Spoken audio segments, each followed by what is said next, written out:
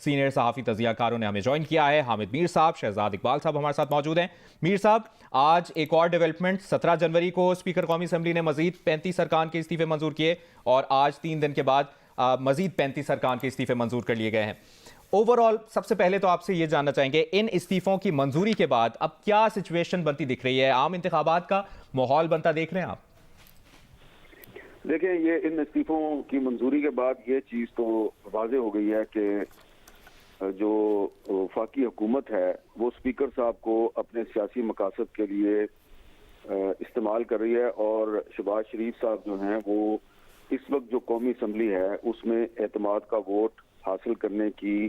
सलाहियत नहीं रखते और खलबली मची हुई है सरकारी हलकों में। और पहले 35 इस्तीफे कबूल किए, फिर 35 और कर लिए। तो ऐसा लगता है कि शहबाज शरीफ साहब को एतमाद के वोट से बचाने के लिए ये कार्रवाई की जा रही है, क्योंकि आज पाकिस्तान तहरीक इंसाफ की पार्लियामानी पार्टी का इजलास बुलाया गया था इस्लामाबाद में। तो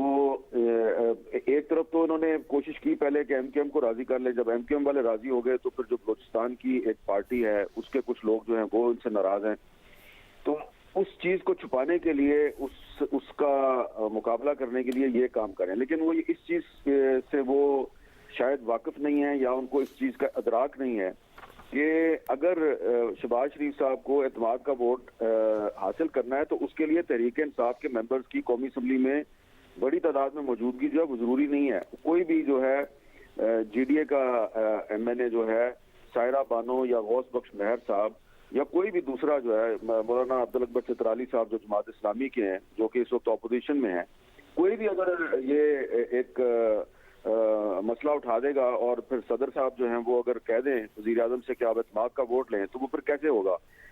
एक तो चीज ये है। दूसरी बात ये है कि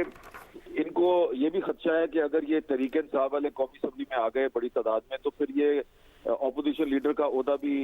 मांग लेंगे और पब्लिक अकाउंट्स कमेटी के चेयरमैन का ओहदा भी मांगेंगे। तो ज्यादा इस वक्त प्रॉब्लम जो है उनको जो हुकूमत को है वो ये है कि अगर अपोजिशन लीडर का ओहदा जो है वो दोबारा पीटीआई के पास चला जाता है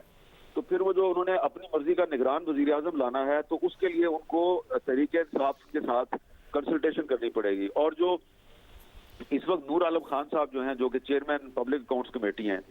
उन्होंने बहुत सी जो है ना पुरानी करप्शन की कहानियां जो हैं वो खोली हुई हैं और बहुत से केसेस जो हैं वो मैच्योर हो चुके हैं। उन्होंने नैब को भी थोड़े दिन पहले ही जो है 10 केस भिजवाए हैं जो सूबा खैबर पख्तूनख्वा की हुकूमत में जो मुबैना करप्शन हुई है उस हवाले से। तो ये चीजें भी इनके लिए तशवीश का बायस है कि अगर चेयरमैन पब्लिक अकाउंट्स कमेटी जो है वो नूर आलम खान ही रहा तो अगले 2-3 महीने में तो आधी से ज्यादा जो खैबर पख्तूनख्वा की जो कैबिनेट है जिसमें महमूद खान साहब चीफ मिनिस्टर थे तो उनके समेत आधी से ज्यादा कैबिनेट जो है उस पर करप्शन के केस बन जाएंगे। ये सारी चीजें हैं जिसकी वजह से तहरीक इंसाफ वापस आना चाहती थी। और दूसरी तरफ ये जो हमारी वफाकी हुकूमत है उसके वज़ीर आज़म साहब अपने आप को एतमाद के वोट से बचाने के लिए तेजी के साथ इनके इस्तीफे कबूल कर रहे हैं। तो इससे जो लेजिटिमेसी है इस असम्बली की ये अब बिल्कुल खत्म हो चुकी है और अब एक ही मसले का हल है कि ये इलेक्शन करवा दें, लेकिन वो इलेक्शन तो नहीं करवाएंगे बल्कि तो